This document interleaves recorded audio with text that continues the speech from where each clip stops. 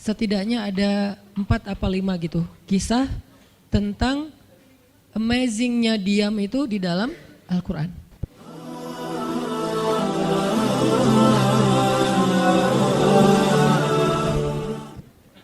Bismillahirrahmanirrahim. Assalamualaikum warahmatullahi wabarakatuh. Alhamdulillahirabbil alamin, hamdan katsiran tayyiban mubarakan fih kama yuhibbu rabbuna wa yarda. Asyhadu an la ilaha illallah wahdahu la syarikalah wa asyhadu anna Muhammadan abduhu wa rasuluhu la nabiyya ba'dah. Allahumma salli wa sallim wa barik ala sayyidina Muhammadin kama dzakarahu adz-dzakirun al-akhyar. Wa salli wa sallim wa barik ala sayyidina wa habibina Muhammadin makhtalafal lailu wan nahar. Wa salli wa sallim wa barik ala sayyidina wa habibina wa azimina Muhammad wa alal muhajirin wal ansar. Rabbi shrah li sadri wa yassir li amri wahlul 'uqdatan min lisani yafqahu qawli. Rabbana inna nas'aluka ilman nafi'a wa qalban khashi'a wa amalan salihan maqbula wa hayatan tayyiba.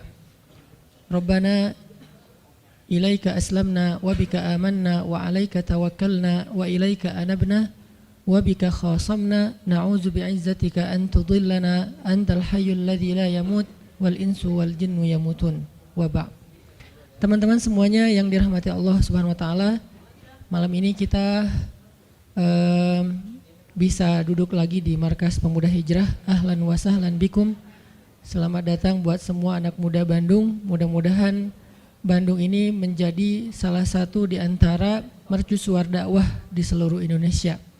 Ketika pemuda-pemudanya memberikan sebuah tren yang baik kepada anak muda di seluruh Indonesia dengan gaya dan style anak muda, nongkrong di masjid, mendengarkan sharing tentang kebesaran Allah Subhanahu wa taala. Mudah-mudahan dengan kayak gitu kita bisa memperbaiki iman kita kepada Allah, memperbaiki hubungan kita dengan Allah, yang pastinya nanti Allah akan memperbaiki hubungan kita dengan sesama manusia. Jadi kaidah dasarnya, siapa yang memperbaiki hubungannya dengan Allah, man aslaha ma bainahu wa bainallah aslahallah ma bainahu wa bainan nas. Siapa yang memperbaiki hubungannya dengan Allah, Allah perbaiki hubungannya dengan manusia. Manusia di sini termasuk keluarga, tetangga, masyarakat, bahkan dengan pemimpin dengan rakyatnya, antara satu golongan dengan golongan yang lain, satu agama dengan agama yang lain, itu semuanya diawali dengan islah ma bainana wa bainallah, memperbaiki urusan antara kita dengan Allah Subhanahu wa taala. Jadi ketika anak muda secara tren mulai berbondong-bondong datang ke rumah Allah untuk balikan sama Allah, maka Allah Subhanahu wa taala akan memperbaiki juga urusan mereka di kantornya, di kampusnya, di sekolahnya, di gedung dewannya, di istananya, dan seterusnya dan seterusnya. Dimulai dari kita balikan dulu kepada Allah Subhanahu wa taala setelah selama ini kita mutusin Allah tanpa kita sadari. Selama ini kita cuekin Allah tanpa kita sadari. Selama ini kita anggap Allah bukan prioritas dalam hidup kita tanpa kita sadari. Sehingga dengan tren anak muda mulai datang lagi ke rumah Allah, sujud sejajar antara kepalanya dengan kakinya, dan beristighfar ngajak Allah untuk balikan dalam kebaikan-kebaikan, maka Allah itu Maha Pengampun lagi Maha Penyayang. Teman-teman semuanya, malam ini kita sharing tentang diam. Benar gak sih? Benar ya? Tentang diam. Dan saya gak mau ngebahas dari sisi fikih hukum diam, terus nanti ada juga yang bertanya tentang hukum puasa diam, puasa nggak ngomong, dan seterusnya, karena memang dakwah saya agak sedikit menghindari perdebatan fikih. Kita akan coba renungkan beberapa kisah tentang diam yang ada di dalam Al-Quran. Setidaknya ada 4 apa 5 gitu kisah tentang amazingnya diam itu di dalam Al-Quran. Yang menurut saya nih, setelah saya coba tadabbur beberapa ayat tentang kisah diam ini dalam Al-Quran, ternyata sama, poinnya tuh sama di antara semua kisah. Bahwa diam kalau kita lakukan itu tepat, dan kita punya alasan yang jelas, maka diam itu akan menjadi jalan lahirnya keajaiban dalam hidup kita. Jadi jalan munculnya keajaiban dalam hidup kita. Banyak orang yang berbicara untuk membela diri, padahal kalau dia diam, Allah yang bela dia. Kita ngebela diri kadang-kadang gak ngaruh, karena pembelaan diri kita tuh dianggap subjektif. Tapi kalau Allah yang bela dia, Allah punya banyak cara dan Allah menggenggam hati manusia. Sehingga ketika misalnya kita ribut dengan seseorang, setelah kita menjelaskan duduk perkaranya, kita ngejelasin yang sebenarnya terjadi apa, udah cukup diam. Dan jangan melanjutkan perdebatan. Kenapa? Biar nanti sisanya Allah yang akan beresin. Nah, ini butuh apa untuk bisa kayak gini nih? Butuh iman. Karena kalau kita imannya lemah, kita kayak agak meragukan Allah bakal ngebelain kita, padahal kita dalam posisi yang benar, mungkin kita akan terus-terusan bela diri. Kita akan tulis panjang sampai di scroll, kita akan narasi dengan kata-kata, kita akan berdebat, kita akan kerahkan semua teman-teman yang bisa ngebelain kita akan cari semua argumen, kita akan cari semua kesalahan dia dibalikin. Semua cara ini adalah cara orang untuk membela diri dengan cara berucap. Ternyata di Al-Quran Allah pernah menceritakan kepada kita cara membela diri dengan diam. Bahkan kadang-kadang ketika kita membela diri dengan berucap, justru Allah menjauhkan dirinya dari kita. Allah pergi. Kenapa Allah pergi dari kita, berpaling dari kita? Karena saat kita membela diri dengan berucap, dengan ngomong, dengan broadcast, dengan komen, dengan bikin caption dan seterusnya, kadang-kadang di dalam kata-kata kita itu ada hal yang justru gak benar. Ada yang bohong, terpaksa gitu. Akhirnya gara-gara pengen bela diri kita jadi bohong. Gara-gara pengen bela diri kita jadi cari-cari kesalahan orang lain. Gara-gara pengen bela diri kita jadi buka aib. Gara-gara pengen bela diri kita jadi melebih-lebihkan sesuatu yang harusnya gak kayak gitu. Artinya justru karena kita berucap, karena kita ngomong malah jadi salah. Akhirnya orang gak respect, Allah lebih gak respect lagi. Sehingga malam ini kita pengen belajar tentang gimana cara menjemput keajaiban ketika kita punya masalah dengan seseorang lewat diam. Mungkin teman-teman sering mendengar hadis yang disampaikan oleh para penceramah, para ustadz. Hanya mungkin malam ini kita akan lebih banyak ngambil contoh. Karena saya pikir narasi-narasi ideal berupa ayat dan hadis udah banyak yang menyampaikan. Tapi membawanya dalam contoh konkret daily kehidupan kita itu mungkin gak semua orang aware. Karena emang kehidupan orang beda-beda. Apalagi misalnya seorang ustadz yang mungkin jarang main sosmed. Dia gak tahu masalah di sosmed itu apa. Seolah-olah sosmed itu bukan realitas hidup. Padahal kita tahu anak muda Indonesia main sosmed sehari gak kurang dari 6 jam.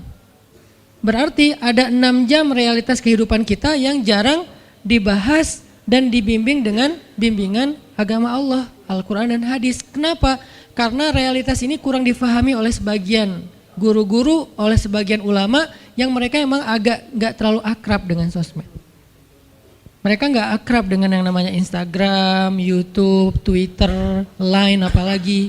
Karena Line ini anak mudanya mungkin ABG banget kan. Jadi agak-agak kurang akrab. Kalaupun mereka pakai itu hanya karena soleh banget kali ya. Karena soleh banget jadi mereka pakainya sebatas sekedar share ceramah doang. Jadi nggak main. Bukan pemain sosmed lah. Sekedar menggunakan sosmed sebagai media panggung ceramah. Udah share. Itu juga kadang-kadang yang nge-share-nya admin, jadi nggak ngulik gimana cara itu kurang ngulik. Padahal realitas sosmed itu udah jadi realitas daily kehidupan kita.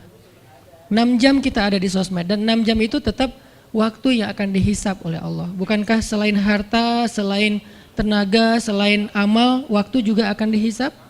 Maka waktu kita 6 jam itu apakah tidak ada hubungannya dengan agama? Ada banget. Sehingga saya mencoba untuk semampu saya bareng dengan kita semuanya belajar. Bisa nggak ya kita jadi smart netizen? Atau dalam kehidupan sehari-hari bisa jadi smart citizen dengan sikap diam. Gimana sikap diam citizen, smart citizennya? Lagi di jalan, ketika orang lain mungkin bikin kita bete, bikin kita emosi, bisa nggak kita diam? Di rumah ketika kita berselisih dengan pasangan, bisa nggak kita diam? Di kos-kosan ketika kita digedor-gedor terus minta uang kos-kosan sama bu kos, bisa nggak kita? Salah. Itu mah ngumpet ya. Salah contohnya. Ya gitulah pokoknya. Jadi kita akan coba bahas diam ini dari angle daily kehidupan kita. Karena saya lebih suka kayak gitu biar langsung praktis bisa dipakai.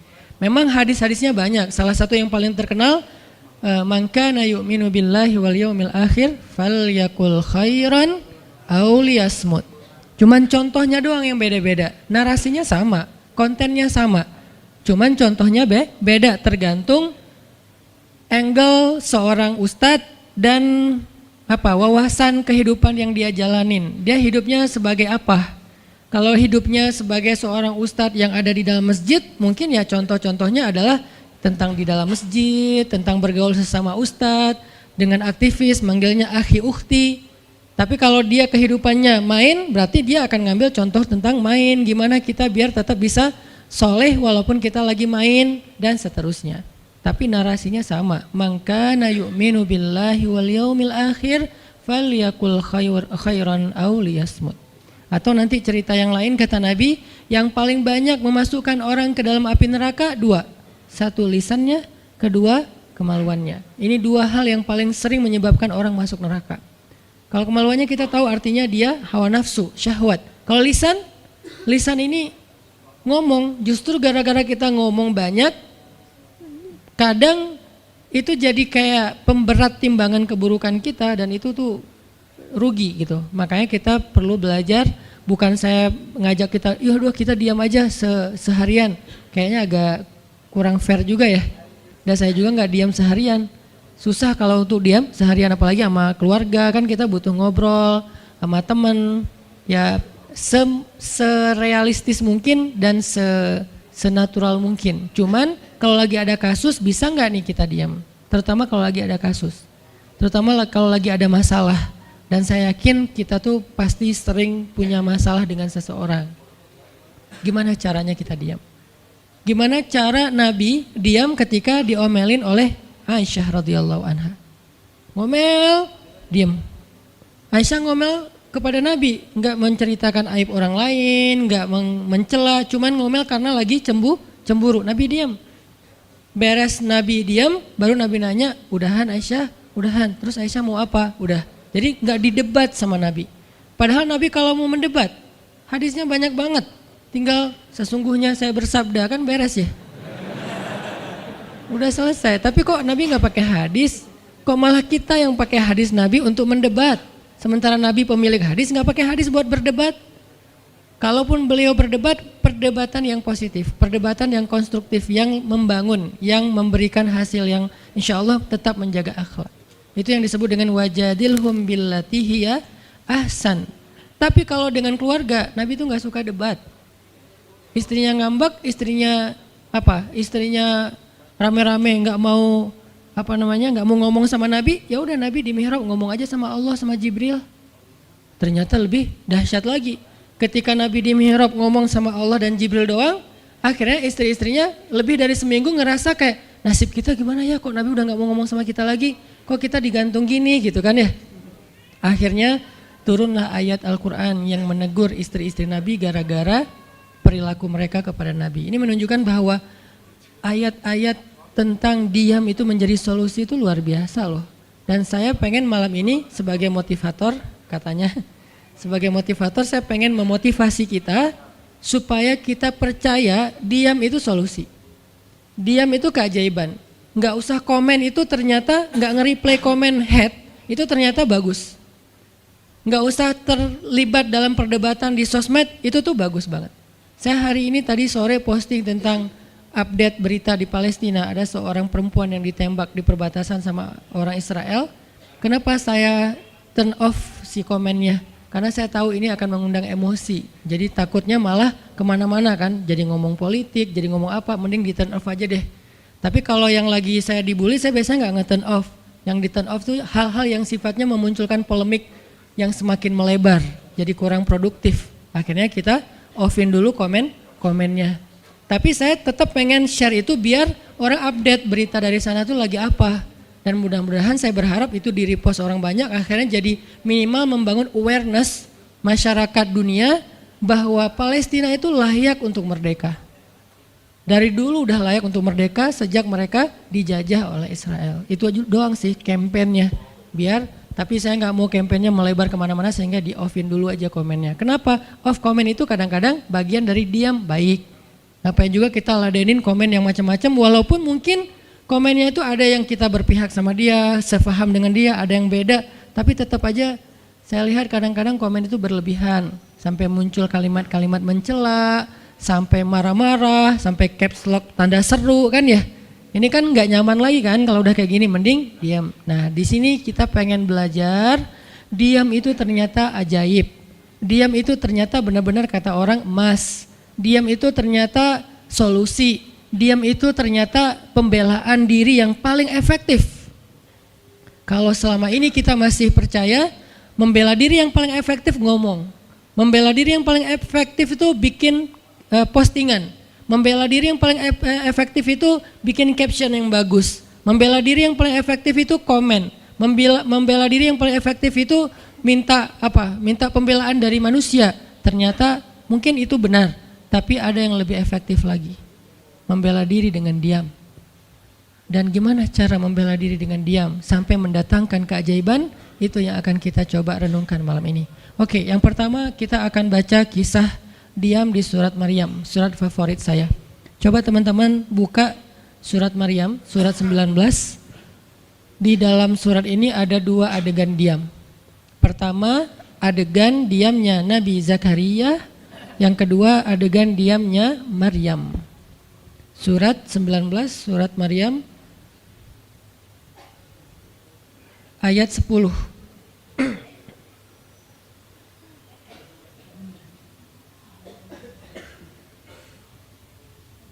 Sekaligus kita pengen belajar kalau kita lagi diam pas kita dicerca, ketika kita disakiti, ketika ada masalah dengan seseorang, kalau kita diam kita ngapain gitu kan gitu ya, nggak diam doang kan, kita ngapain. Nah di sini kita belajar surat 19, surat Maryam ayat 10 dan 11. Kita tilawah bareng-bareng ya, saya baca habis itu teman-teman ikutin. A'udzu billahi minasy syaithanir rajim. Silahkan.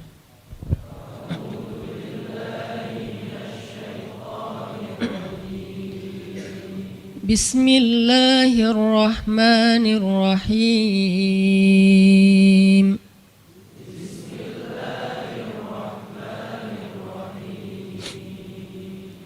Qala rabbi ij'al li ayah.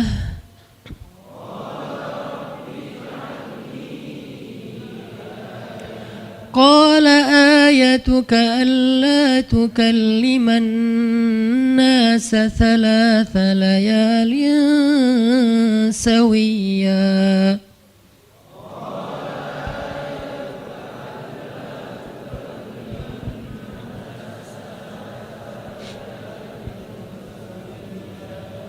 فخرج على قومه من المحراب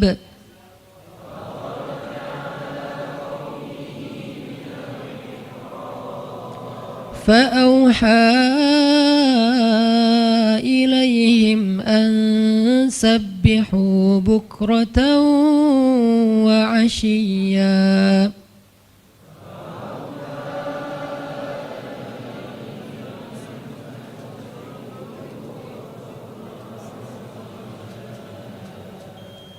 Berkatalah Zakaria, Rabbi, berikanlah untukku sebuah pertanda bahwa aku akan punya anak laki-laki. Allah berfirman, tanda-tanda bagimu adalah engkau tidak akan bisa berbicara dengan manusia selama 3 malam berturut-turut.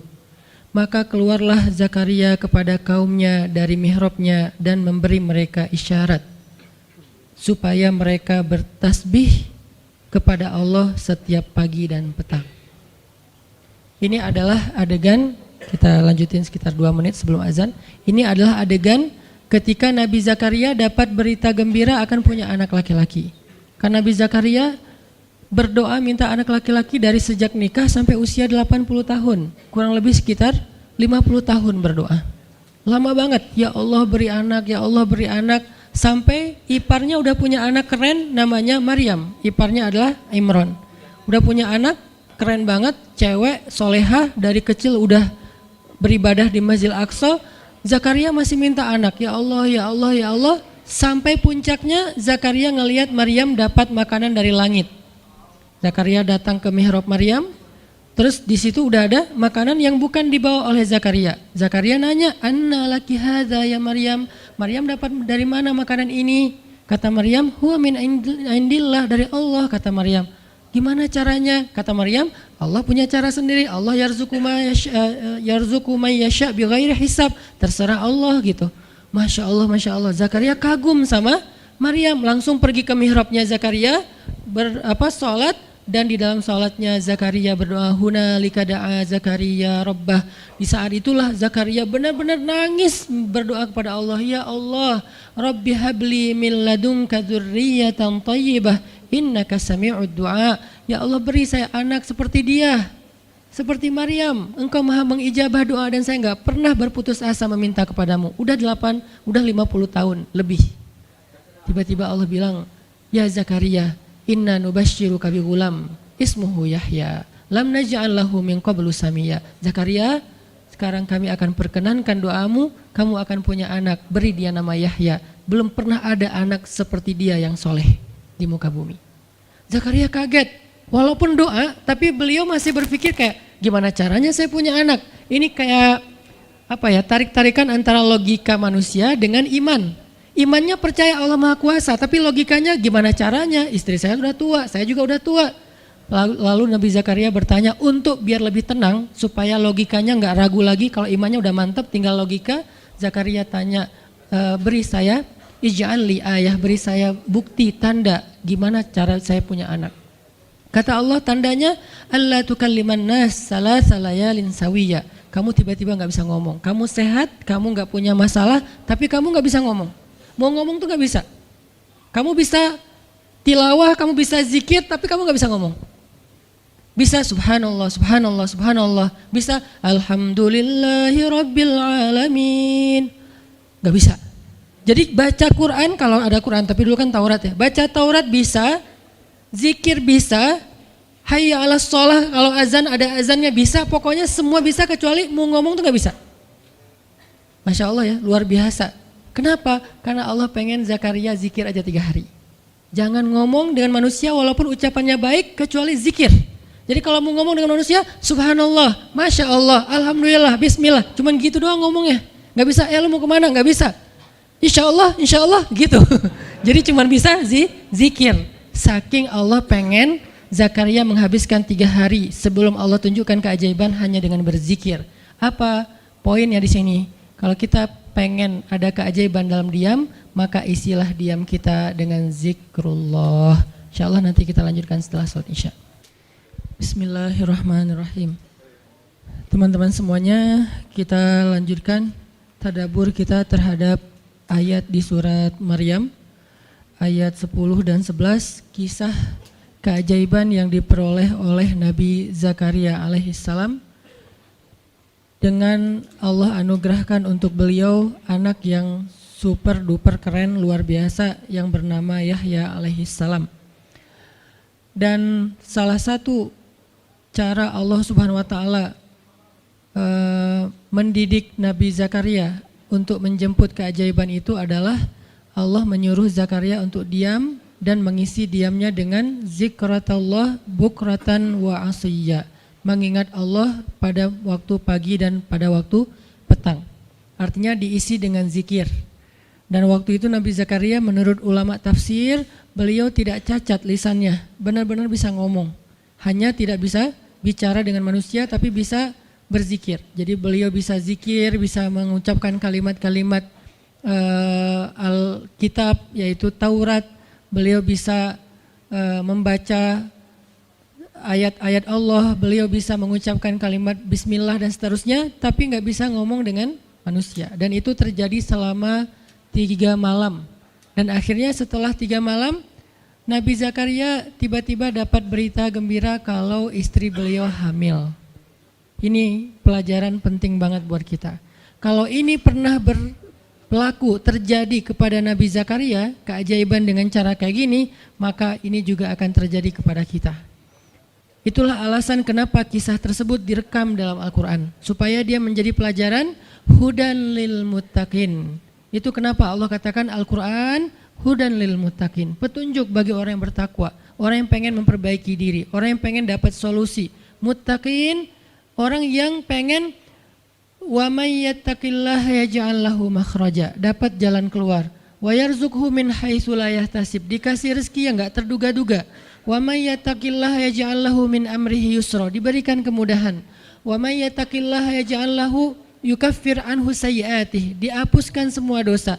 Wa yu'dhim lahu ajra, dikasih reward yang berlipat-lipat. Maka siapa yang pengen dapetin keajaiban-keajaiban orang bertakwa itu, maka jadikanlah Al-Quran sebagai petunjuknya, hudan lil muttaqin. Nah, gimana cara kita jadiin Al-Quran sebagai petunjuk? Jawabannya juga ada di ayat yang sama, la raiba fih, jangan ragukan ayat-ayat Al-Quran, termasuk kisah-kisah yang ada di dalamnya. Sehingga kalau kita benar-benar percaya kisah Nabi Zakaria mendapatkan keajaiban dengan cara diam dan zikir, maka kita coba terapin itu dalam masalah hidup kita, insya Allah kita juga akan mendapatkan keajaiban dan kejutan seperti yang didapatin oleh Nabi Zakaria.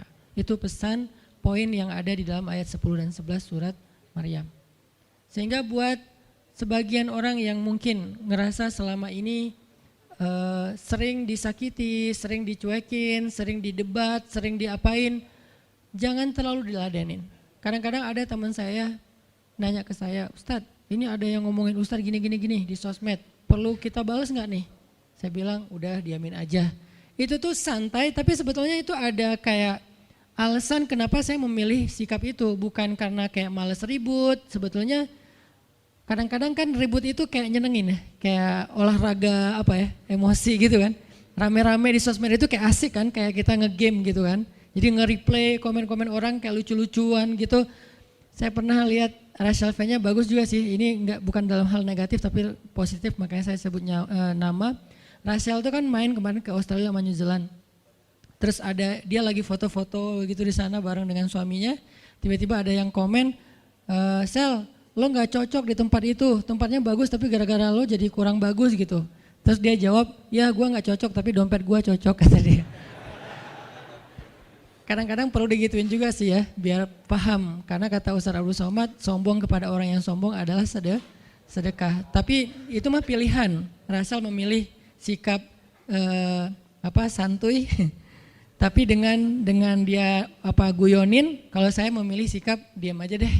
Karena saya takut kalau saya ngomong malah jadi panjang debatnya. Dan saya merasa nggak mampu untuk selalu membela diri dengan argumen. Karena membela diri dengan argumen kadang-kadang ya kalau bahasa Ustaz Umar Mita, orang yang mencintaimu tidak butuh alasan, orang yang membencimu tidak akan menerima alasan. Jadi kayak ya udahlah, diamin aja. Ternyata dengan kita diam muncul aja keajaiban, banyak keajaiban. Jadi benar-benar saya percaya banget diam itu tuh keajaiban. Dan itu berlaku dalam dakwah, berlaku dalam masalah keluarga. Ketika istri lagi ngambek, dia misalnya komen panjang di sosmed, di WhatsApp misalnya, dia kayak misalnya namanya juga lagi ngambek ya, ngomong panjang di WhatsApp. Kalau saya sabar untuk diam, itu tuh beres dengan sendirinya dan akhirnya malah lebih baik. Tapi kalau saya kepancing, jadi kita balas-balesan. Sepanjang hari WhatsAppan terus nggak beres-beres, tapi hasilnya makin lama tuh tangan pegel, hati panas. Karena kayak pengen dia balas apa, oh balasin lagi, balasin lagi, terus aja gitu habis energi dan kerasa gitu capeknya tuh luar biasa. Tiba-tiba muka jadi lebih tua gitu kan ya, tiba-tiba berkerut semua, terus warna kulit makin doff gitu. Ini gara-gara efek stres kali ya. Jadi intinya adalah jangan diladenin, diamin aja setelah kita klarifikasi fitnah. Kalau itu berbentuk fitnah, tetap kita butuh tabayun. Klarifikasi biar tidak menyebar fitnah. Tapi beres klarifikasi nggak usah diperpanjang. Berapa kali mungkin teman-teman ngelihat, mungkin saya pernah nggak ada apa-apanya sih dibandingkan Ustadz Felix. Kalau beliau lebih pro lah dalam masalah kayak gini. Kalau saya beberapa kali dibully di sosmed, Pernah nggak saya ladenin? Hampir nggak pernah. Cuman klarifikasi maksudnya, udah beres, diamin aja, diamin.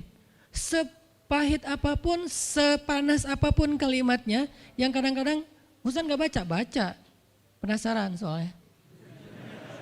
Kalau kita diam karena nggak baca mungkin nggak ada challenge-nya kan. Ini baca komennya semua sampai ribuan itu satu-satu dibaca tuh. Oh gini ya, bisa gini ya orang ngomong teh. Terus aja dibacain satu-satu. Capek cari air putih, minum lagi, baca lagi gitu. Terus sampai beres dibaca itu. Mungkin 2 hari lah baru khatam. Saking banyaknya komen. Tapi mencoba lagi belajar, bukan udah jago enggak, sama sekali enggak. Mencoba lagi belajar, bisa enggak setelah udah panas banget, gergetan banget beberapa, udah bisa banget tuh dibalesin, di replay. Jangan deh, ada yang udah di replay panjang, dihapus lagi enggak jadi. Kenapa? Karena masih belajar yakin diam itu keajaiban. Dan selama ini saya ngebuktiin diam itu emang keajaiban. Kenapa? Karena Allah pernah mengisahkan kisah Zakaria dan kisah-kisah yang lain, bagaimana mereka dapetin keajaiban dengan cara diam. Ini yang kita coba pengen rubah sedikit persepsi kita. Enggak selalu bela diri dengan ngomong, kadang kita bela diri itu dengan diam. Enggak selalu kita dapetin keajaiban itu dengan hanya mengandalkan manusia, tapi justru kita dapetin keajaiban saat kita mengandalkan Allah Subhanahu wa taala. Itu tuh dahsyat. Yang kedua, sekarang setelah Nabi Zakaria dapat keajaiban anak yang soleh banget, sampai Allah kisahkan di ayat 13 gimana solehnya dia, 14, 15 dan seterusnya. Sekarang kita baca kisah kedua, yaitu kisah Sayyidah Maryam. Yaitu ada di ayat 26. Petikannya ada di, cuplikannya ada di ayat 26. Kalau kisah Maryam mah dimulai dari ayat 16 ya.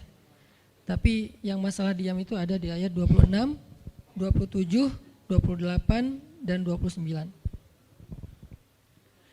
Bismillahirrahmanirrahim. Silahkan.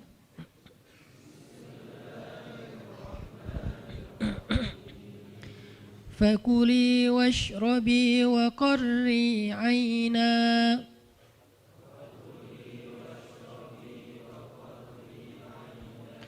فإما ترين من البشر أحدا فقولي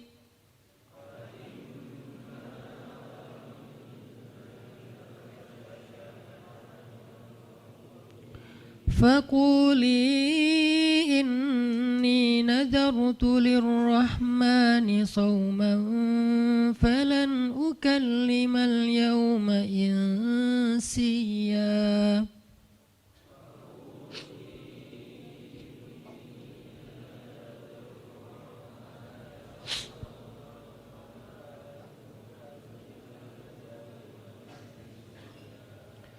فأتت به قومها تحمله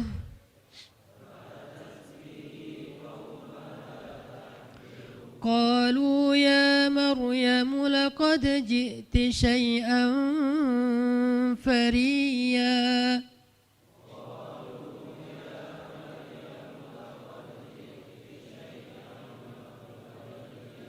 يا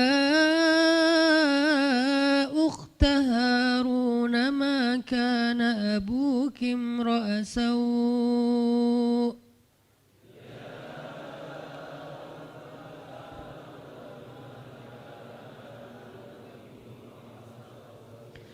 ما كان أبوك امرأ سوء وما كانت أمك بغيا.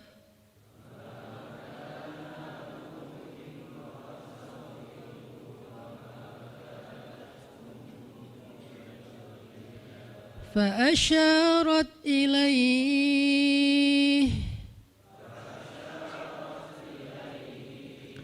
قالوا كيف نكلم من كان في المهد صبيا.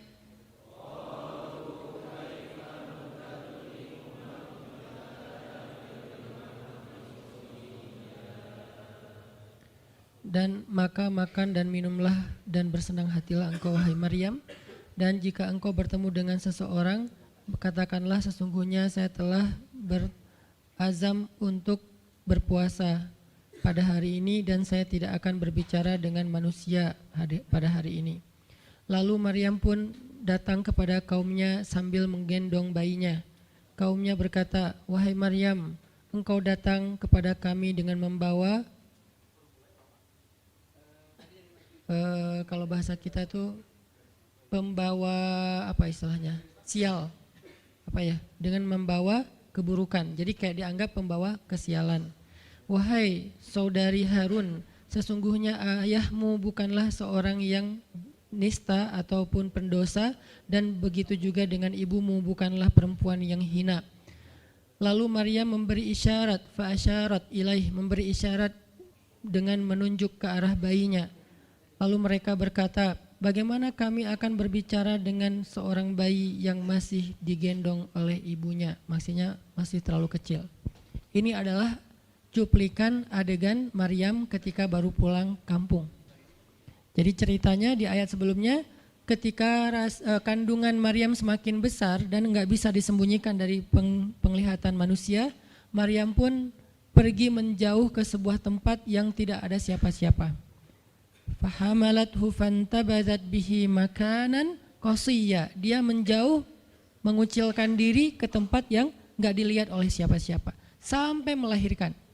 Jadi kurang lebih sekitar 3 bulan 4 bulan Maryam enggak ada di Al-Quds, enggak ada di di Masjidil Aqsa dan sekitarnya. Dia pergi mengasingkan dirinya supaya tidak ada yang menghujat Maryam karena ngelihat perutnya sudah semakin besar dan dia enggak punya suami. Setelah melahirkan, akhirnya Allah perintahkan Maryam untuk pulang. Setelah Allah ngasih makan, minum dan kebahagiaan buat Maryam, fakuli washrobi wa qarri aina, dengan adegan korma yang menjatuhkan buah-buah rutop dan seterusnya, pulanglah Maryam. Nah, Maryam tahu ketika dia pulang dengan membawa bayi, dia pasti akan dihujat, dicela, dicaci maki, dibully oleh kaumnya. Lalu Allah memberi kepada Maryam bekal. Gimana cara ngadepin yang kayak gitu-gitu? Kata Allah, kalau kamu ketemu manusia, ketemu orang-orang, ketemu kaummu, bilang ke mereka, saya tidak berdebat hari ini. Saya enggak akan berdebat. Jadi dia tetap bisa ngomong. Tapi dia bilang, saya enggak akan berdebat. Saya enggak akan bicara dengan siapapun hari ini karena saya sudah bernazar untuk diam. Bilang kayak gitu kepada kaummu. Maka fa'atat bihi qaumaha tahmiluh. Maka datanglah Maryam kepada Al-Quds, kepada kota Al-Quds dengan membawa bayinya yang digendong. Datang. Baru dari ujung kota kelihatan Maryam, muncullah orang-orang Bani Israel semuanya rame di pasar-pasar mereka, semuanya menghadang Maryam. Maryam tiba-tiba dihadang di gerbang kota Al-Quds. Gak boleh masuk kota Al-Quds. Tadinya ada yang satu orang lihat, Maryam, langsung dia datang ke kota, dia umumkan ke semua orang, wahai Bani Israel, perempuan yang hina yang kita cari-cari sekarang sudah datang membawa bayi haramnya, membawa bayi selingkuhnya, membawa bayi hasil zinanya. Akhirnya orang-orang yang ada di Masjidil Aqsa, yang ada di rumah-rumah, yang ada di pasar, semuanya berkumpul di depan gerbang kota. Menghalang Maryam masuk. Kebayang gak perasaan Maryam? Padahal dia itu lahir di situ, dia beribadah di situ, ayahnya orang situ, ulama pula, pamannya nabi pula di situ, tapi dia sekarang dihadang oleh semua penduduk Al-Aqsa, penduduk Al-Quds, Bani Israel. Ketika Maryam mendekat, mereka mengatakan, "Ya Maryam, laqad ji'ti syai'an fariya." Ini bahasa Al-Quran. Kalau aslinya lebih tercela daripada ini, karena ini bahasa Al-Quran yang tinggi, Allah menggunakan bahasa simbolik saja. Yang terjadi, mereka mencela Maryam. Mereka bilang, Maryam kamu pembawa sial, Maryam kamu perempuan hina, Maryam kamu tukang zina, Maryam kamu selingkuh, Maryam kamu ternyata pelakor, segala macam. Kebayang gak seorang perempuan yang mulia dituduh dengan kata-kata kayak gini? Sedih, pengen jawab, pengen bilang saya ini gak pernah berbuat dosa, ini nih Allah yang ngasih kepada saya gak punya suami dan saya diberikan anak yang suci dan segala macam. Enggak. Tanya kepada Zakaria kalau gak percaya, saya punya buktinya segala macam, enggak usah, diam aja. Maryam bisa ngomong kalau mau. Maryam by the way adalah perempuan secerdas Sayyidah Aisyah. Dia itu kayak Aisyah cerdasnya, kayak Khadijah bijaksananya, kayak Fatimah lembutnya, kayak Asiyah sabarnya. Maryam itu istimewa. Sampai sebagian ulama mengatakan Maryam satu-satunya nabi dari perempuan.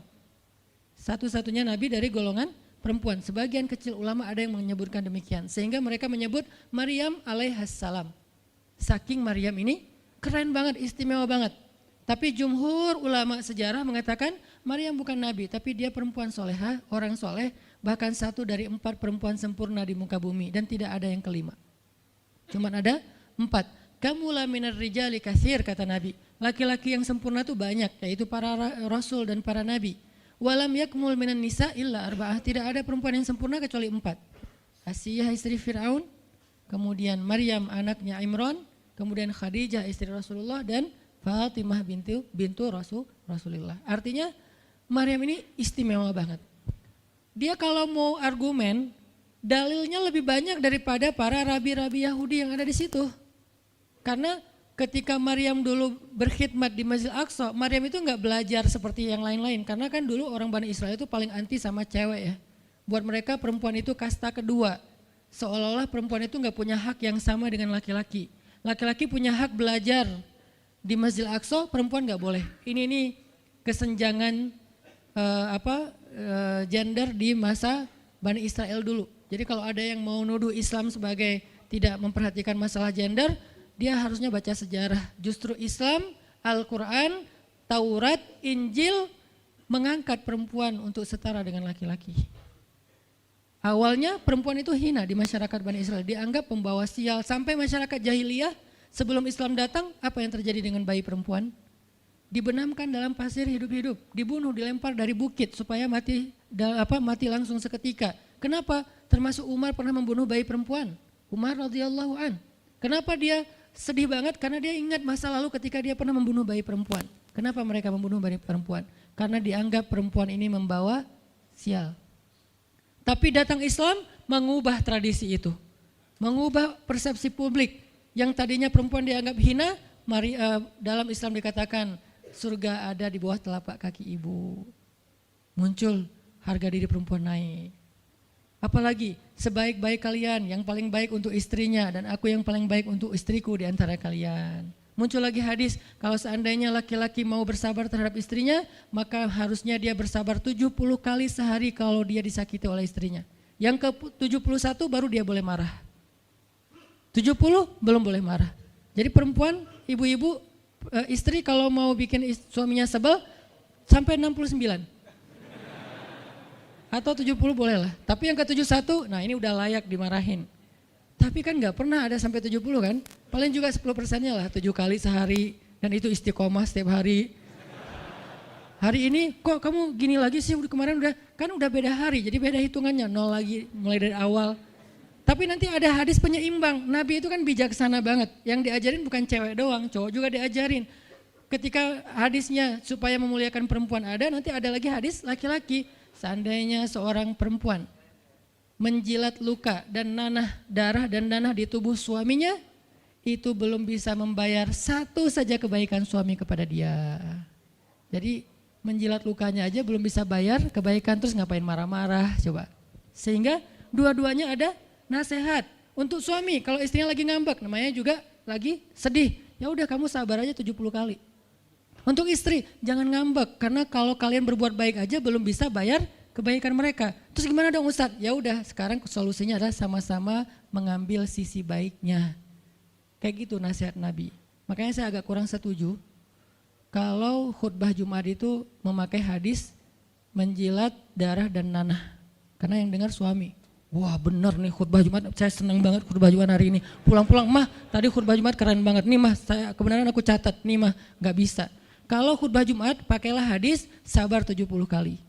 Menasihati suami. Kalau majelis taklimnya ibu-ibu, masalah tadi seandainya saya boleh menyuruh manusia sujud kepada manusia, saya suruh sujud istri kepada suami. Masing-masing ada hadisnya, jangan disilang. Ini gak bijak dalam ceramah, karena harusnya memberi nasihat yang bisa memperbaiki, bukan menambah tuntutan baru. Wah benar nih kalau suami saya dengar, untung harusnya suami saya datang, Ustadz boleh enggak acara selamatan di rumah saya nanti temanya ini gitu. Kalau perlu ngundang Ustadz yang dia kenal, request dulu untuk ngemojokin pasangan, ini enggak bijak. Balik lagi ke cerita tadi, Maryam tuh pintar banget, cerdas banget. Dari kecil dia udah hafal Taurat. Ibarat anak sekarang hafal Quran. Dan lebih sulit ngafal Taurat daripada Quran. Kenapa? Karena bahasa Al-Quran itu sastra banget. Jadi ngafalnya itu kayak ngafal syair. Itu aja udah susah kan? Kebayang gak ngafal Taurat? Lebih sulit lagi tuh. Dan Maryam dari usia di bawah 5 tahun udah khatam Taurat. Udah tahu tafsir Taurat usia 7 tahun. Bahkan saking keren dan pinternya Maryam, kadang-kadang ketika Maryam ngobrolin tentang Taurat sama Zakaria, itu Zakaria sampai geleng-geleng kepala. Maryam, gitu maksudnya? Sampai nanya ke Maryam, gitu om maksudnya. Maryam ngomongnya ke Zakaria udah kayak ngajar gitu, saking pinternya Maryam. Jadi hadis-hadis Zakaria, Maryam hafal. Kan para anbiya itu punya hadis kan? Hadis Zakaria dihafal oleh Maryam. Tauratnya Musa dihafal oleh Maryam. Kebijaksanaan para nabi dihafal oleh Maryam. Dia dari usia 10 tahun itu udah jadi ulama besar Maryam. Artinya kalau misalnya orang mau berargumen dengan Maryam, dia punya banyak bahan, dia punya banyak narasi. Dia lagian Maryam itu pintar ngomong, tapi Maryam diam. Jadi kalau kita ngerasa pintar ngomong, pintar komen, pintar apa, tetap aja kita punya alasan harusnya kita diam. Karena Maryam yang lebih daripada kita ternyata juga diam. Akhirnya Maryam diam. Dikatakan ya ukhta Harun. Diingatkan lagi dengan kemuliaan keluarga Imran. Ya ukhta Harun ma akana abuki imra'asau wa ma kanat ummuki baghiyya. Ayah kamu itu Imran loh Maryam, kamu enggak malu punya bayi di luar pernikahan sementara keluarga kalian itu keluarga baik-baik. Apa kamu tega menyakiti ayahmu, mencoreng nama besar dan nama baik keluarga besarmu dan seterusnya. Maryam makin luar biasa, panas banget, sedih banget. Dan Maryam itu yang lebih berat lagi teman-teman. Mungkin kalau kita digituin agak kebal ya. Terutama cowok lah. Cowok kalau digituin agak kebal karena emang kurang berperasaan sih kalau cowok ya. Coba lihat dari angle cewek. Cewek itu lebih peka loh dari kita. Kita mah mungkin lebih mudah lah diam. Diomelin, diam aja. Karena kita kan orangnya agak santuy gitu kan. Kalau cewek itu gak bisa gitu. Makanya lihat angle ini dari angle cewek. Kalau tadi Zakaria, sekarang Maryam. Dan Maryam lebih peka daripada semua cewek yang ada di muka bumi. Lebih perasa lagi daripada perempuan yang ada di muka bumi. Sangat-sangat pemalu. Saking pemalunya ketemu cowok keren, ta'awuz coba. Cewek itu perasaannya lebih dalam daripada kita. Jadi kalau misalnya cewek-cewek, Maryam tuh gak punya ketemu cowok keren aja dia ta'awuz. Siapa cowok keren yang ditemui Maryam? Jibril. Gabriel loh yang ditemuin. Dan waktu itu Jibril menjelma. Apa? Fatamassala laha basyaran sawiyya. Jibril menjelma sebagai basyaran sawiyya. Allah yang ngomong tuh, cowok keren. Allah yang bilang keren. Kalau kita merasa udah paling keren, menurut Allah biasa-biasa aja. Karena Allah pernah menciptakan Yusuf, Allah pernah menciptakan Muhammad, Allah pernah menciptakan Yahya. Kita merasa paling keren, Allah pernah menciptakan Sarah, perempuan paling keren juga, Aisyah, Fatimah. Jadi buat kita kayak udah kegeeran paling keren se-Bandung gitu kan ya. Menurut Allah mah biasa. Kalau Jibril, Allah sendiri yang bilang dia tuh emang keren. Jibril emang bukan malaikat, tapi kalau ketemu manusia, kecuali para nabi, Jibril itu menjelma sebagai manusia. Supaya tidak terlihat wujud aslinya, karena gak kuat orang ngelihat wujud aslinya Jibril. Nabi Muhammad aja pertama ngelihat Jibril dengan wujud aslinya pas di Gua Hira itu lari tuh. Takut, saking ngerinya Jibril tuh. Jangankan manusia, malaikat aja segan sama Jibril. Jibril lewat malaikat. Gak berani malaikat. Kenapa saya bilang kok disegani? Allah yang bilang di Al-Quran. Dia itu malaikat yang disegani. Dzu mirratin. Dzu mirrah kalau bahasa kita malaikat yang sangat berwibawa. Sehingga di antara malaikat aja gak ada yang sembarangan bicara sama Jibril. Mau bicara sama Jibril kayak aduh segan malu gitu malaikat, cuman gak pakai itu mah Sunda ya. Pokoknya malaikat mah gak berani ngomong sama Jibril saking segannya. Kenapa? Gagah banget wujud aslinya. Ketika dia membentangkan sayapnya, itu sayap menutupi timur dan barat. Jadi matahari, bulan, bintang udah gak kelihatan. Yang kelihatan cuma Jibril dengan keagungannya. Itu belum Allah ya, baru ciptaan Allah. Jibril salah satu makhluk Allah yang paling agung. Sehingga saking kerennya Jibril, Allah gak menyebutnya dengan nama malaikat. Padahal golongannya malaikat, tapi Allah menyebutnya dengan Ruhul Quds, Roh Kudus, yaitu Jibril. Nah ketika ketemu dengan Maryam, Jibril bermisal itu menjelma sebagai basyaran sawiyah, cowok keren banget. Saking kerennya Jibril, Umar aja terkesima ngeliat Jibril. Pernah Jibril datang ngajarin iman, Islam, ihsan kepada Nabi Muhammad. Dan Umar ngeliat Jibril terkesima, gak bisa ngomong, diem aja. Benar-benar speechless banget nih Umar. Jibril udah pulang, baru Nabi nanya, Umar tahu gak itu siapa? Hah, apa Rasul? Gitu. Saking masih kayak terkesima, apa Rasul? Tahu nggak barusan siapa? Siapa ya Rasulullah? Saya nggak kenal orang itu, kok keren banget. Kata Rasul, itulah Jibril. Masya Allah, itu Jibril. Ya Alhamdulillah bisa ngeliat Jibril langsung, tahu gitu tadi. Gitu ya. Kalau bahasa kita mah udah langsung pengen foto-foto kan sama Jibril. Kebayang nggak cowok sekarang lihat Jibril? Baru lihat apa artis Korea aja kita udah kayak gimana kan, BTS atau apa, udah segala macam, udah guling-guling. Udah gigit jari, baru BTS doang. Kadang-kadang nggak ngeliat BTS langsung, cuma lihat di TV doang udah aku nggak bisa gini, aku nggak bisa gitu kan ya. Belum ketemu Jibril loh. Jadi nggak ada lah artis sekeren Jibril.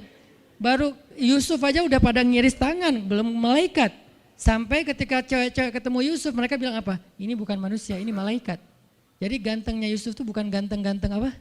Itulah. Ganteng kok hewan gitu kan. Ini ganteng-ganteng malaikat.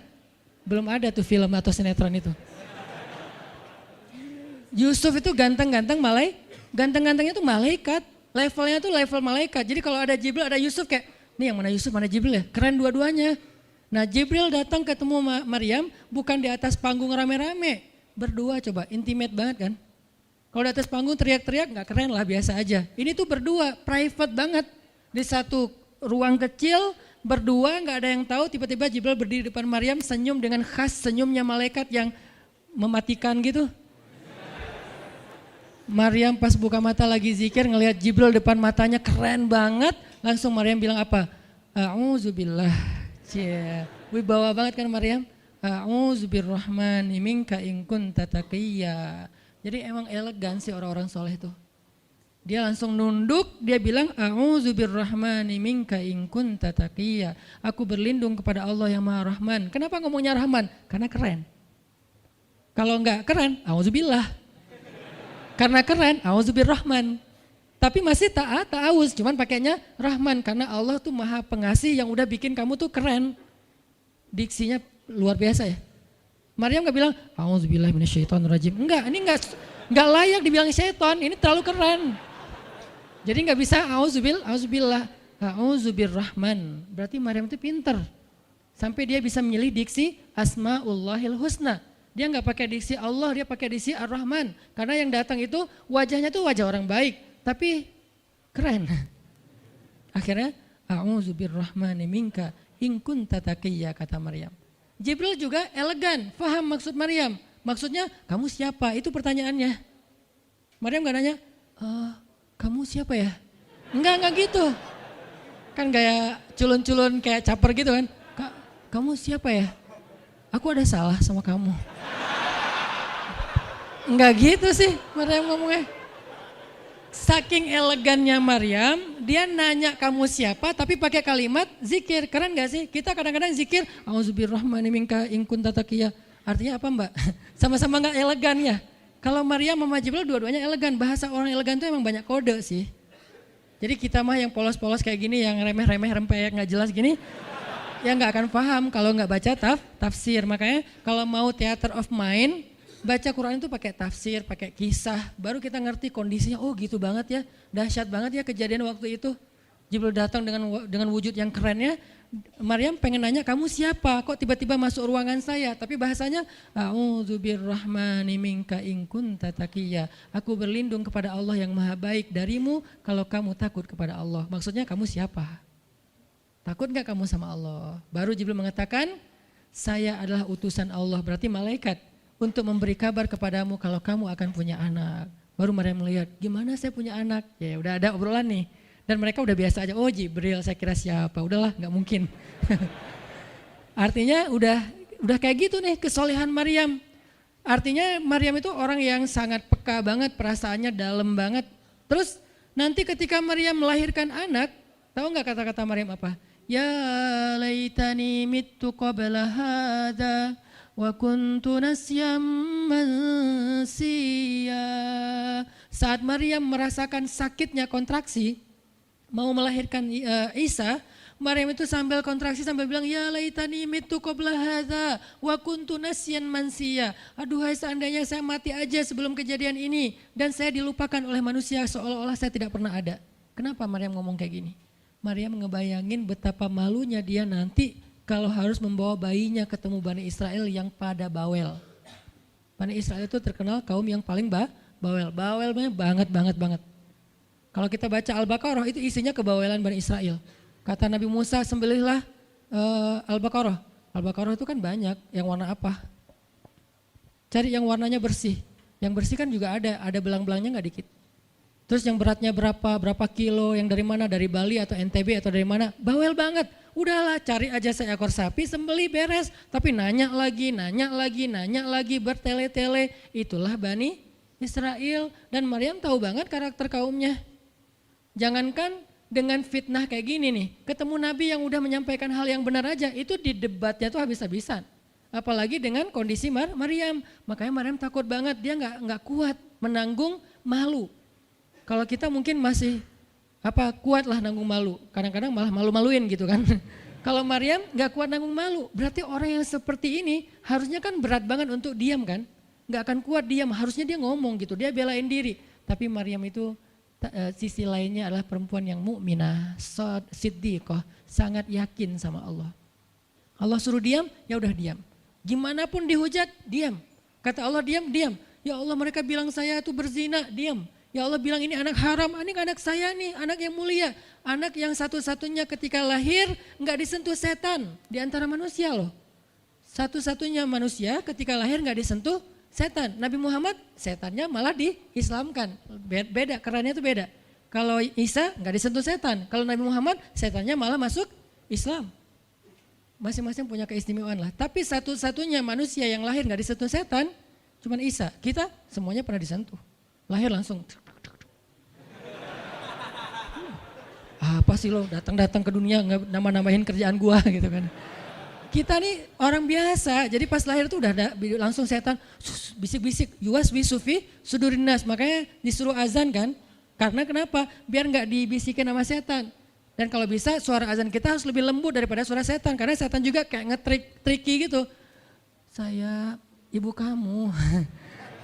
Anak bayi dinina bobokan sama setan, hiduplah iblis gitu-gitu kan. Jadi kayak di dokter nama setan, iblis itu keren, iblis itu soleh, iblis itu baik, tapi pakai bahasa nasyid. Lagunya tuh kayak akustik gitu, lembut banget gitu kan. Makanya suara muazin kalau azanin anaknya yang lembut, jangan azan Allahu Akbar, asyhadu an la ilaha illallah. Dia malas ke masjid nanti kalau udah dewasa. Kenapa? Gue malas banget dengan suara ini nih. Salahnya siapa coba? Salah ayahnya. Belajar azan di Al-Latif sama Muzammil, sama Teras Tahfiz. Biar azannya tuh kayak Allahu Akbar. Bayinya senyum-senyum. Ntar gue bisa lebih dari itu. Canda. Intinya adalah Maryam itu pemalu banget. Jadi dia bisa banget untuk ngebales. Tapi dia diam. Sampai akhirnya fa'asyarat ilaih. Dia memberi isyarat. Arti memberi isyarat, dia nunjuk ke arah Isa alaihissalam yang masih digendong, kalau kalian mau ngomong aja sama bayinya. Allah yang nyuruh kayak gitu. Makin kayak marah dan makin menjadi-jadi orang Bani Israel ketika Maryam memberi isyarat nunjuk ke arah Isa. Mereka bilang, ya Maryam kamu udah gila apa? Sekarang kamu nyuruh kami bicara dengan bayi yang masih dalam gendongan ibunya. Benar Maryam tuh ternyata udah stres gila, dia gara-gara ditinggal sama selingkuhannya sekarang dia jadi orang gila. Wah luar biasa tuduhan kepada Maryam. Maryam diam aja sedih, nahan air mata, tapi bukan emotikon yang menggenang air mata di sini ya. Nahan aja air mata sampai kemudian Allah datangkan keajaiban, jadikan bayinya bicara. Qala Isa bicara. Panjang lagi omongannya Isa. Ibuku ini baik, ibuku begini-begini, saya itu hamba Allah, saya itu anak yang suci, saya itu begini-begini, sampai beres baru mereka pada pulang karena mereka merasa terbantahkan semua tuduhan palsu mereka kepada Maryam. Masuklah Maryam, disambut mulia oleh beberapa orang. Maryam itu perempuan mulia, Allah mendatangkan dia sebagai keberkahan. Tadi dituduh pembawa sial, sekarang disebut pembawa berkah. Mulailah Maryam terkenal. Isa dididik, kemana Isa pergi, anak-anak kecil segengnya Isa pengen jadi temannya Isa. Gue temannya Isa lo, gue temannya Isa lo. Gak lama kemudian Isa jadi temannya Yahya. Ketika dia udah bisa main sama Yahya, main berdua sama Yahya. Kemana-mana berdua, Yahya, Isa. Tapi usianya agak jauh berbeda. Ketika Yahya udah masuk SD, Isa barulah lahir. Jadi kayak agak sekitar 7-10 tahun lah kurang lebih mereka jarak usianya. Tapi pas Isa udah remaja, mereka udah nyambung ngobrol. Nah, kelebihan masing-masing, kalau Yahya ini penghafal kitab Taurat, datang Isa, Yahya menghafal kitab Injil. Yahya Nabi, Isa Rasul, satu level di atas Nabi. Kalau Nabi mengikuti ajaran Rasul sebelumnya, kalau Rasul membawa ajaran baru. Jadi sebelum Isa lahir, Yahya mengikuti ajaran Musa dengan kitab Tauratnya. Setelah Isa lahir, Yahya mengikuti ajaran Isa dengan kitab Injilnya. Jadi bisa dibilang Nabi yang mengikuti dua ajaran Rasul, Yahya alaihissalam. Dia menghafal dua kitab suci sekaligus, Taurat dan Injil. Perempuan Maryam radhiyallahu anha, dia menghafal kitab Taurat dan Injil dari anaknya sendiri. Inilah kisah Maryam yang mendapatkan keajaiban dengan cara diam. Terakhir kisah Nabi Muhammad SAW ketika beliau bahasa lebih tepatnya dalam tanda petik ya, biar nggak bisa disalahin. Kayak didiemin lah sama istri-istri beliau gara-gara istri-istrinya ngambek. Di dalam surat At-Tahrim, surat 66, coba kita buka surat 66. Ini juga kalau teman-teman baca kisah surat ini tuh luar biasa ya, kita kayak baca novel atau kayak nonton film, keren banget. Saya memang senang banget dengan sirah Nabi dan para anbiya, dan terutama kalau sirah ini berbentuk storytelling, bukan data sejarah ya, karena membaca data sejarah itu emang agak-agak liar sih. Tapi kalau storytelling kan kita adegan ya, wah seru ya, itu lebih keren daripada Disney, Marvel, Endgame, satu apalah. Lebih seru baca sirah kalau kita paham. Surat 66 ayat 4, ayat 5. Ayat 5. Itu tuh ceritanya, saya langsung ke ceritanya aja. Ceritanya kan waktu itu Nabi itu punya kebiasaan kalau habis asar sampai maghrib, Nabi ngapain pertanyaannya? Apa sih yang dilakuin Nabi antara asar dengan maghrib? Ternyata kebiasaan Nabi di hari Jumat di hari-hari biasa antara asar dengan maghrib itu adalah keliling ke rumah-rumah istrinya. Antara asar dengan maghrib, itu waktu family time lah, keliling antara rumah-rumah istrinya. Kalau nggak habis dalam satu hari, besok dilanjutin.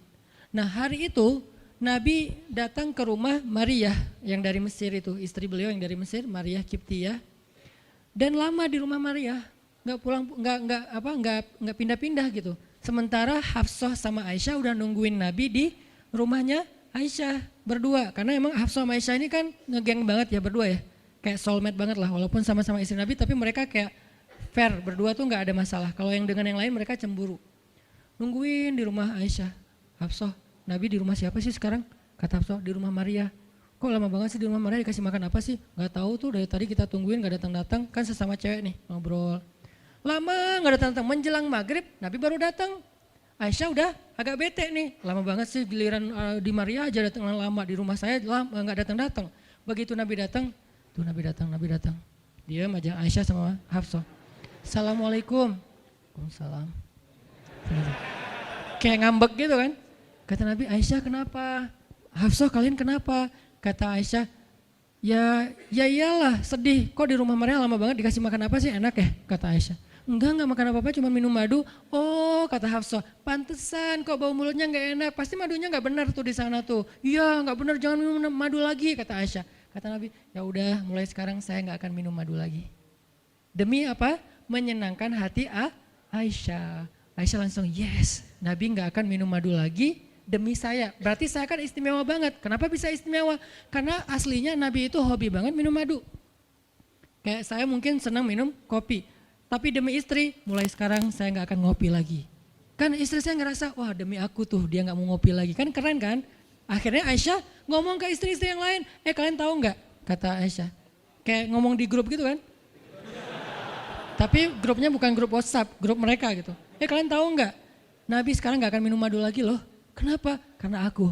Wah keren ya Aisyah, istimewa banget ya. Sampai Nabi rela nggak minum madu. Padahal madu itu baik, Nabi senang juga demi Aisyah. Ya demi aku gitu. Akhirnya Aisyah bahagia. Allah nggak ridho. Begitu Nabi ngomong kayak gitu, Allah turunkan ayat pertama surat At-Tahrim. Ya ayuhan Nabi. Jibril langsung turun, ya Rasulullah ada ada pesan. Ada pesan tuh dari Allah. Kata Rasulullah, pesan apa Jibril? Nih, ya ayuhan Nabi, lima tuharrimu ma ahallallahu lak tabtaghi mardhata azwajik. Kenapa engkau mengharamkan apa yang Allah sudah halalkan bagimu? Hanya pengen menyenangkan hati istrimu, wahai Rasul? Astagfirullah, salah ngomong saya. Mengharamkan ya Allah halalkan. Astagfirullah ya Allah, mulai sekarang saya akan minum madu lagi. Astagfirullah, maafin saya ya Allah. Jibril balik ke Allah, kasih tahu Nabi akan minum madu lagi. Nabi ngomong ke istri-istrinya, ngumpulin semuanya, kecuali Aisyah. Semuanya dikumpulin. Ada Hafsah di situ. Wah istri-istriku, maaf ya aku salah ngomong kemarin depan Aisyah. Sekarang aku akan meralat, mulai sekarang aku akan minum madu lagi di rumah-rumah kalian. Jadi kalau sore aku lagi datang, siapkanlah madu seperti biasanya. Terus istri-istri Nabi ngerasa, Masya Allah Nabi sekarang minum madu lagi demi kita, gitu kan ya. Kan antara mereka kan saling pengen nunjukin siapa yang paling istimewa kan. Demi kita sekarang Nabi udah minum madu lagi, Nabi sampai meralat kata-katanya. Akhirnya ternyata kalimat itu sama Hafsah disampaikan ke Aisyah. Kalau bahasa sosmed kita di capture, di forward. Kan bahaya banget kan.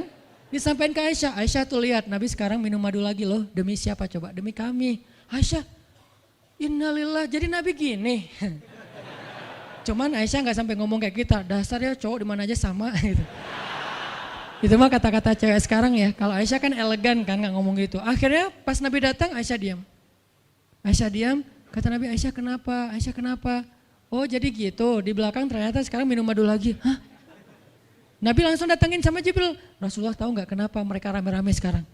Siapa yang ngasih tahu nih ke Aisyah? Jibril ternyata jadi penengah, makanya jangan macam-macam deh sama Nabi. Ada Jibril, ada Allah kan, susah gitu membuat rahasia. Tahu nggak Rasulullah kenapa Aisyah ngambek? Kenapa wahai Jibril? Gara-gara Hafsah ngebocorin rahasia Nabi kepada Aisyah. Oh ini kerjaan Hafsah kata Nabi. Oke, Hafsah. Panggil nih Hafsah.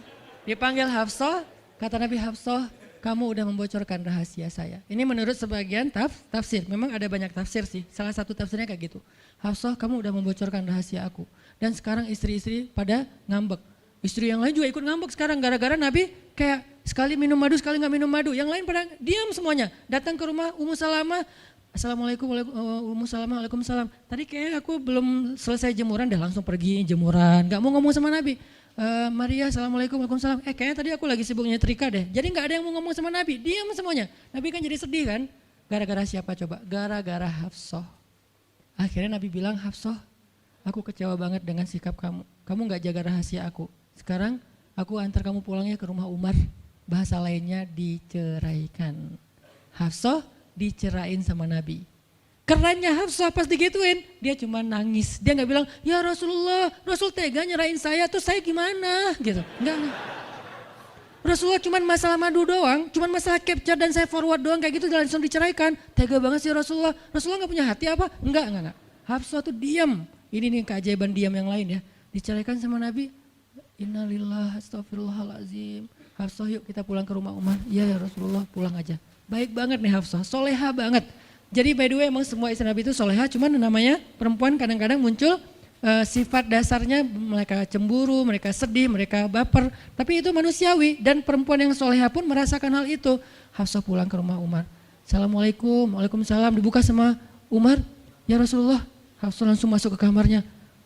Ya Rasulullah anak saya bikin salah apa? Pasti dia nyakitin Rasulullah ya. Maaf ya Rasulullah. Langsung Umar marah-marah.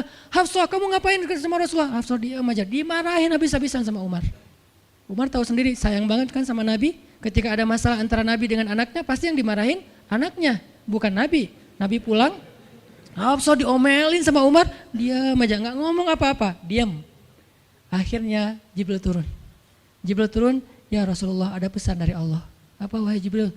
Di surat At-Tolak, surat putus. Kan At-Tolak itu artinya diputusin. Bahasa ini pesantrennya dicerai. Turun surat At-Tolak.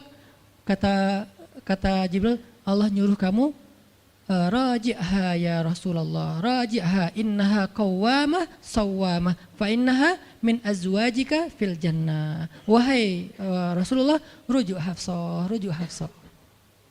Disuruh rujuk. Allah enggak redha Rasul menceraikan Hafsah.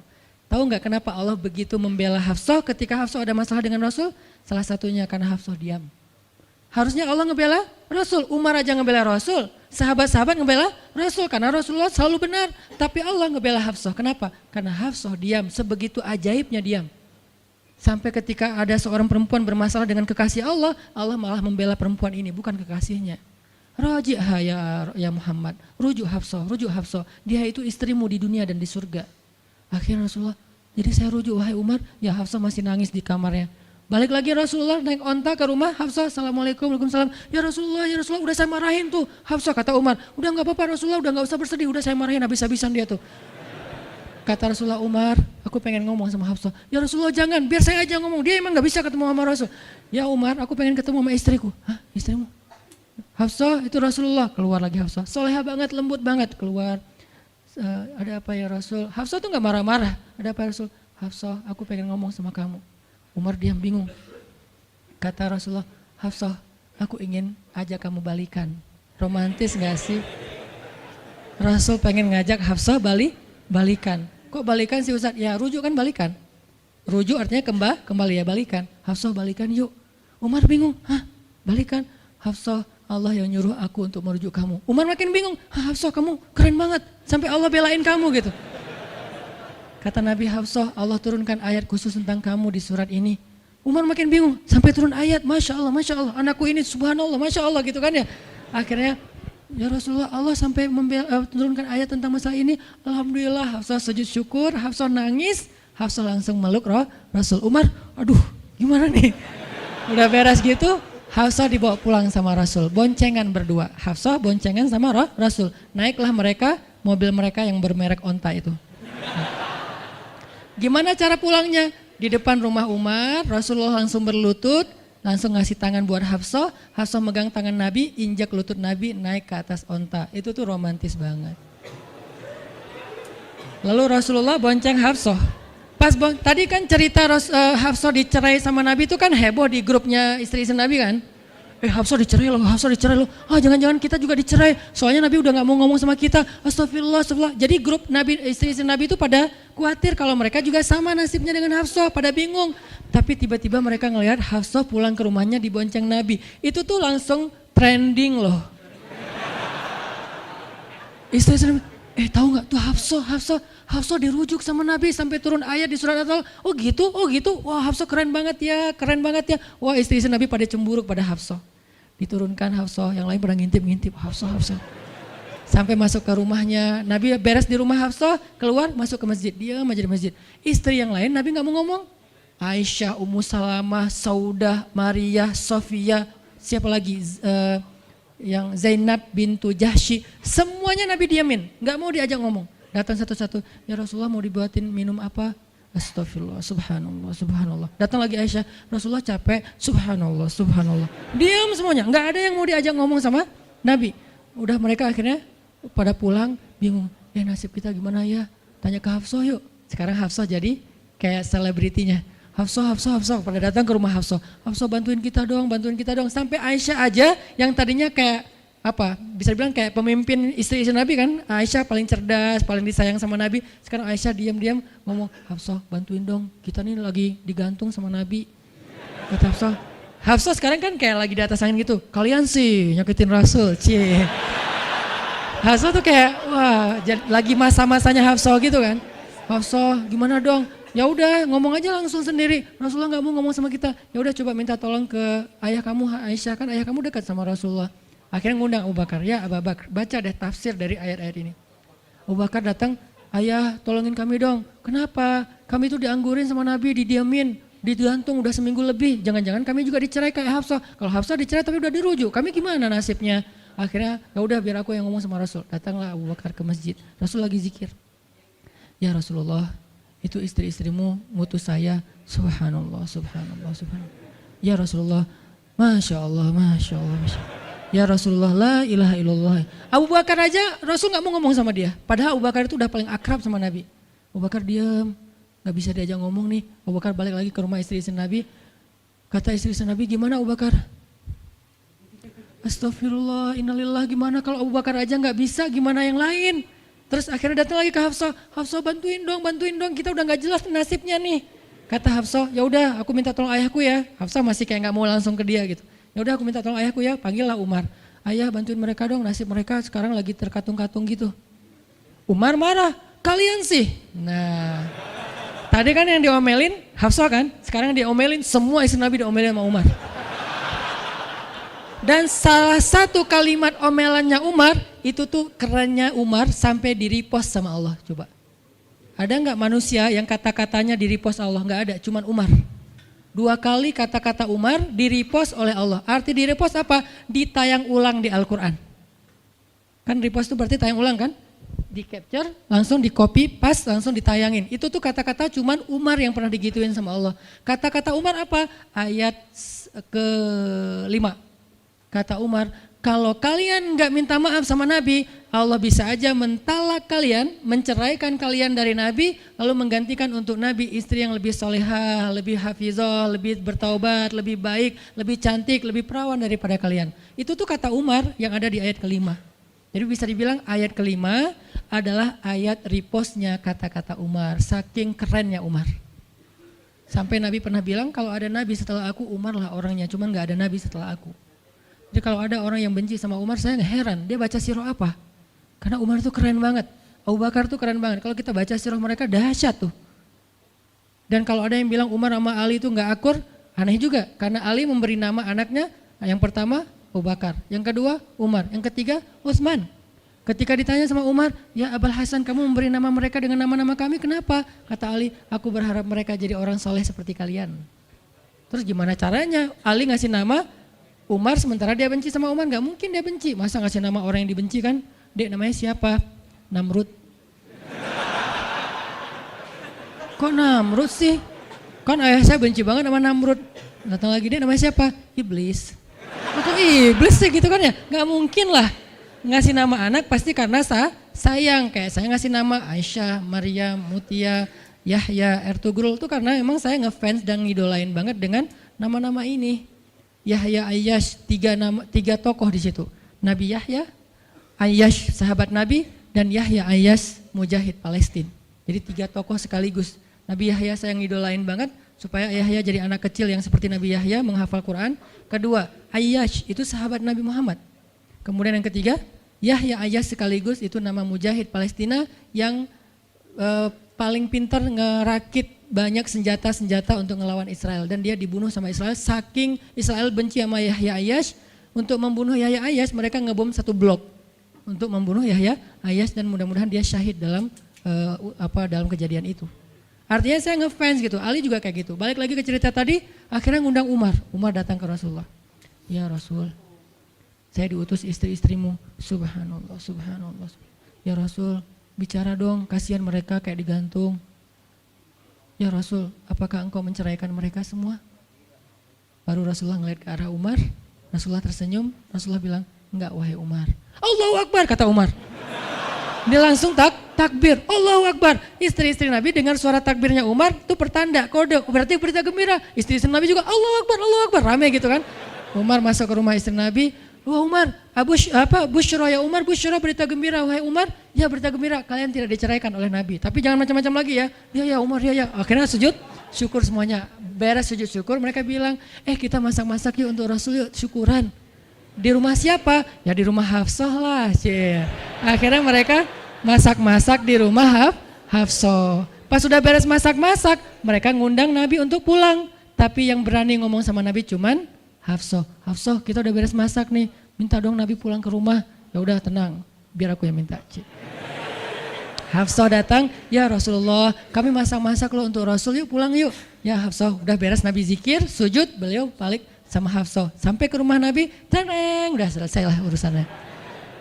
Apa yang terjadi setelah itu Ustadz? Udah gak ada riwayatnya, jadi gak bisa diriwayatin. Pokoknya beres itu mereka pun hidup bahagia selamanya. Apa pelajarannya di sini? 2 orang di sini dapat keajaiban lewat diam. 1 Hafsah. Allah suruh rujuk gara-gara dia diam. Kedua, Nabi. Diam aja sambil zikir, sampai akhirnya Allah beri pelajaran yang berharga. Istri-istrinya yang tadinya ngambek, serentak semuanya insaf bahasa kita.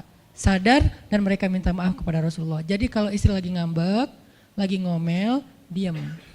Isilah diam kita dengan zikir. Tapi zikirnya bukan auzubillahi minasyaitonirrajim, auzubillah. Jangan, dia bukan setan. Dia hanya lagi ngambek. Subhanallah, Masya Allah, Alhamdulillah lah. Yang paling efek itu la haula wala quwata illa billah. Itu ngefek banget. Mudah-mudahan ini bisa menjadi penyemangat, motivasi untuk kita semuanya. Betapa kata as-samt, as-sukut, diam aja dalam Islam itu adalah kebaikan yang luar biasa dahsyat. Mudah-mudahan itu bisa jadi behavior, perilaku kita sehari-hari, perilaku kita di sosial media, perilaku kita di jalan, di rumah, dimanapun. Sehingga orang yang sudah hijrah, udah ngaji, mukmin harusnya bisa menjadikan diam sebagai bentuk pembelaan diri kalau dia ada masalah. Barakallahu fiikum. Subhanakallahumma wa bihamdika. Asyhadu an la ilaha illa anta. Astaghfiruka wa atubu ilaik. Assalamualaikum warahmatullahi wabarakatuh.